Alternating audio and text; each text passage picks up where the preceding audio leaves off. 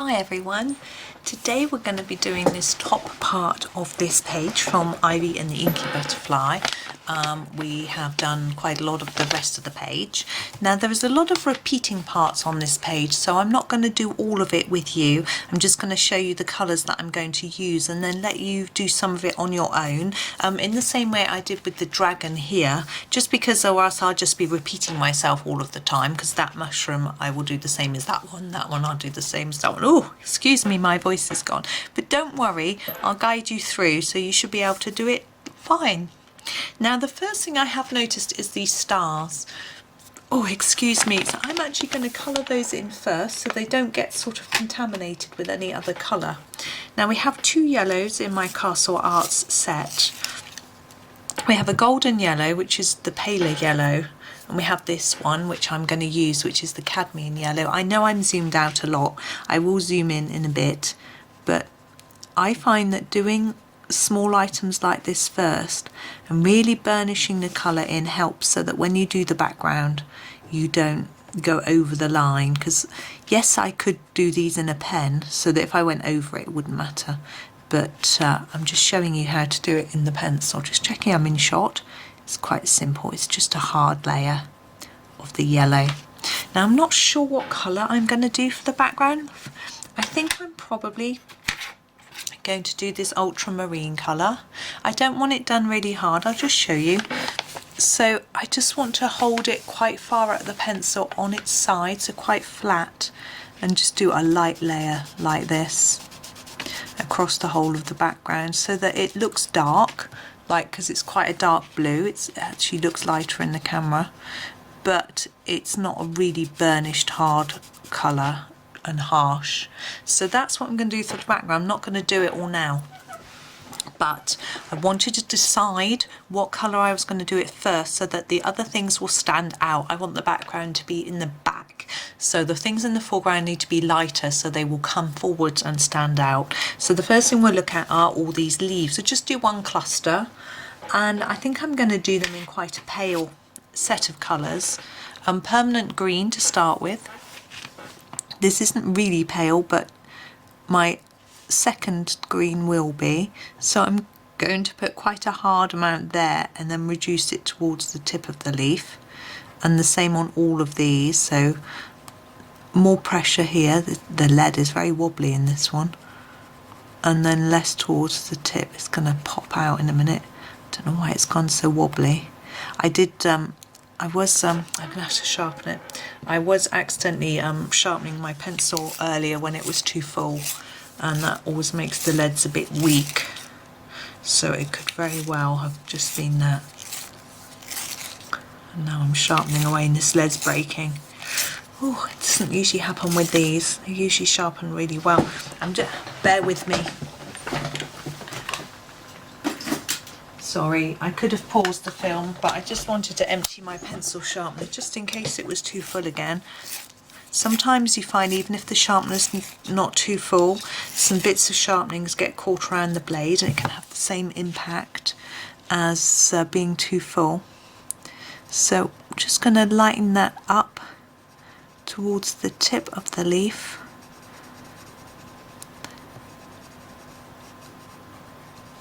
And the same on the other two.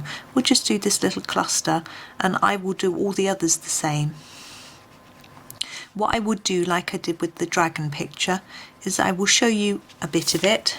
I will make sure you know how to do every element, and then I will stop the video, I will finish it, and I will put my finished picture at the end so that you can see it. Now the leaf green light is the other green I'm going to be using, and basically I'm just going to go over the top of the end of the leaf and get rid of all those white spaces, and it lightens it up as well. This is a really pale green. It's a rather pretty one though, I think.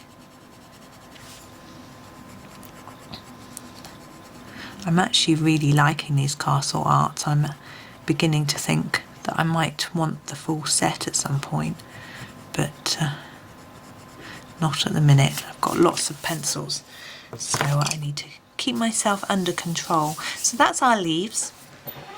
So all we've got left is just the mushrooms. Now what I'm going to do is do them in different colours. I'm going to do the ones that are overlapped just to show you how I might do that shadowy part, because I think that might be good. I'm going to zoom in now. Okay, so we're going to start with this dotty one here. Now I think it's probably best to do the dots first, because if you want them pale, you don't want to accidentally go over the top of them when you're colouring. But if you do them, if you can burnish in the colour first, then that can help you. So I'm going to use this I don't think I've used this white very much. I'm going to use the white. I want white dots on this one.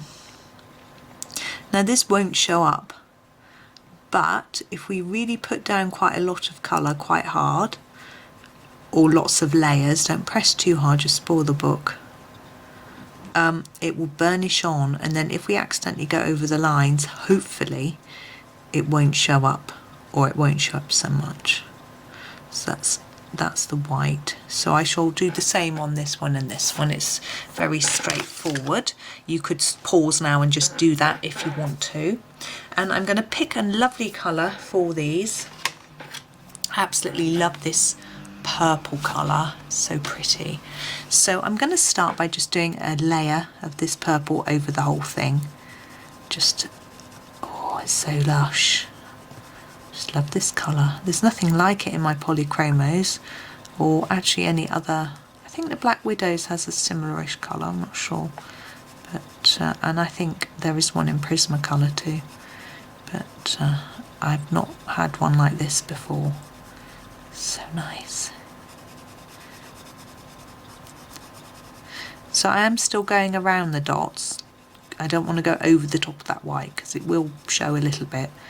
But if I accidentally do, I'm hoping it won't show up too much. And now next is to think about, sorry, I just moved the camera a tiny bit. I needed to see the screen better. Is to think about where we're going to put a harder layer of purple and where we're going to put the lighter layer. As you can see, I'm putting a really hard layer along here where it overlaps. And it will look like there's small shadow on that side from the fact that it's being overlapped by this one. And now we've done that, we have to do that on all of them. So every single one will have to be darker on this side because it will look like the light is coming from the other side. So we're gently now reducing the pressure on the pencil so that we fade the colour along. So it's not so dark as we go to the other side. The aim is to fade it down so much that the other end gets no extra layer of colour at all. It just remains with that one layer that we did to start with. So do it as best you can. And you can use a blending pencil to help you with this. Now what you will see is there's lots of paper showing on this side and not on this side. I'm not a big fan of that. What I'm going to do is grab my white to just burnish this side a little bit, so hopefully we can get rid of some of that paper, but it won't darken the colour, and it will make it a slightly more milky colour, obviously because it's white, but that's okay. And it just tidies it up a little bit as well. So that's our first one, the main part. But now we need to deal with this underside. Now I tend to always do them grey. So I'm going to grab this Paynes Gray. And, oh gosh, the wind just blew down the chimney. Frightened me. Oh, and a bin has just blown over outside. Wow. Crikey. It's a very sudden heavy gust of wind then. So I've done a light layer through my scare, got me jump, and I'm thinking about where is it going to be darker. I'm thinking under here maybe might be a little darker. I'm trying to get the pencil to write, doesn't want to go any darker. There we go. So I'm still going to do a darker layer around this edge here, and maybe around the back and around there. There we go. And just sort of blend that in a little bit like that. Now the stem I'm also going to do with the grey, This is how I tend to do all of my mushroom stems. I tend to do them all grey. It's up to you. I'm going to do all of mine grey, all of these, and use the same method. But you could choose different colours if you felt that worked better with the colours that you pick for your main mushrooms. So what I'm doing is doing quite a heavy layer on each edge of here, and then fading it towards the middle so it looks a bit more three-dimensional. The only problem with that is that it isn't quite right, because remember we've got the light coming from this side. But I've done it now. I'm going to do them all to match, even though it's probably not quite right. I think it just gives them more shape. So every single one I'll do with this colour. So I'm not going to show you those. That's that done. What we need to do is choose a colour for these ones. Now we've got a blue background. I was considering doing them blue, but I don't think I will, because I think it might just be too much with the blue background.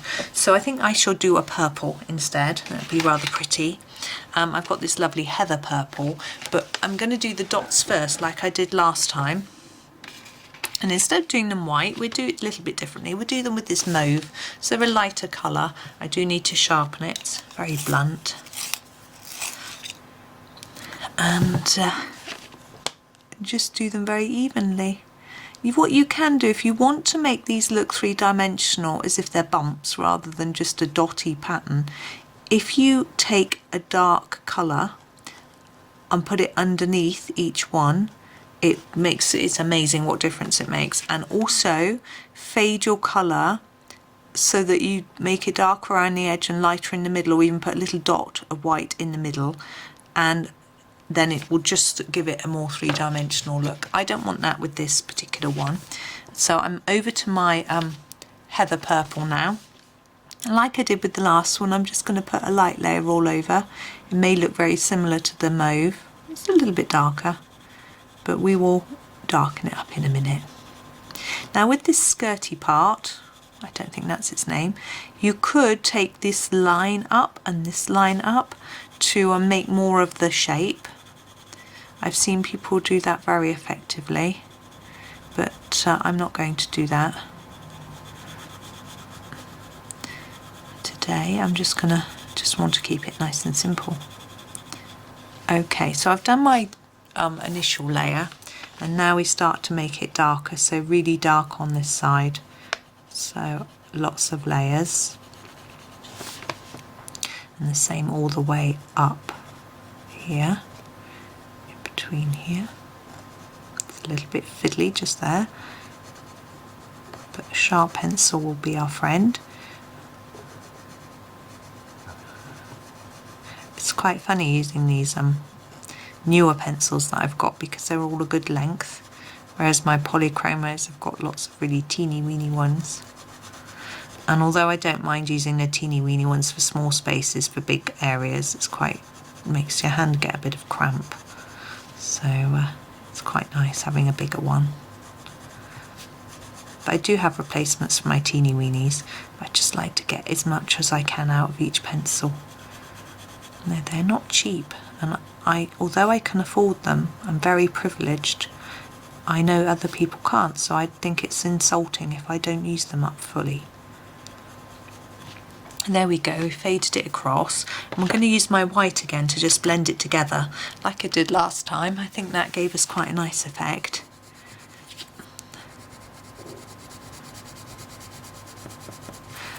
I sometimes find that some colours blend better than others. I don't know whether there is a reason for that, but I haven't really experimented with blending with this set. That mauve is very pale. On this side you can't really see much difference between the mauve and the purple, but you can on this, oh sorry, you can't see. On this side it looks quite similar, but on this side you can see the difference. You might want to change that colour. You could do them black. They'd really stand out, wouldn't they? Something like that. Anyway, that's done. As I say, the stalk's going to be the same as this one, so I'm not going to do that. We've got this little one here. We all should do this little one. Let me think, what colours have we got? I'm going to do this one reddy orange, because we've got the orange dragon underneath, which you can't see here. And I think if I put the orange here, it's going to be too much. We shall have to put something different here. So I'm just going to do a sort of probably bright red. I'm quite fun. Let's do a really bright red one. So let's use our red ochre. Ooh, I dropped it. It's written on the page at the bottom there. Right, so we've got no dots on this one, so I'm just going to go for it. I'm going to put a light layer across again like I did before. Gosh, I nearly started doing a darker side on the right, on my right, which would be the wrong side, but over here. Need to concentrate. Getting excited and carried away. Now, I'm going to leave this lip, I'm just going to give it an even colour and then I'm going to leave it. And now here, oops, I'm going to start by putting down this harder layer and reducing it. But what I want to try and do is cover all of the mushroom with a little bit of extra because I want this lip to be lighter.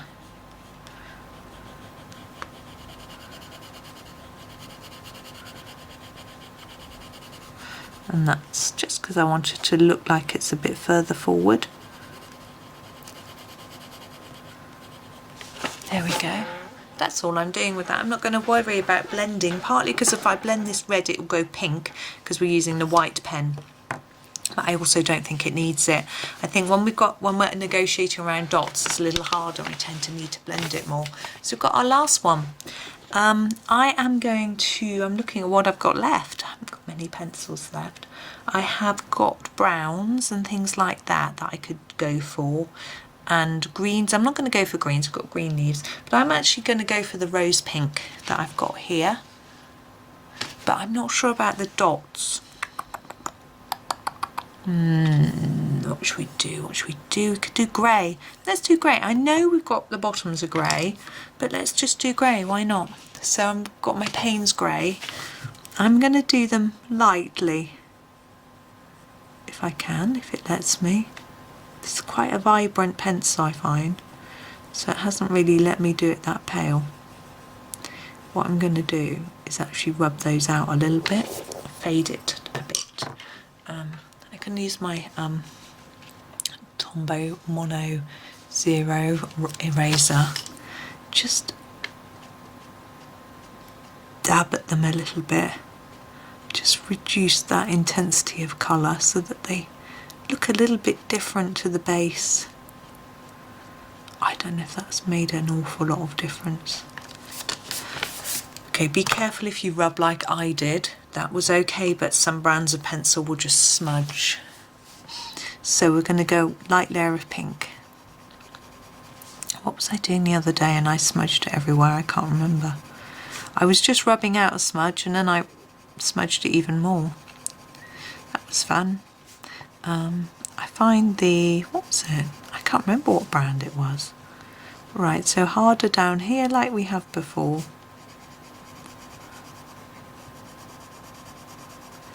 And then lighter towards that end. I think grey and pink work well together, which is why I thought it would be a good idea.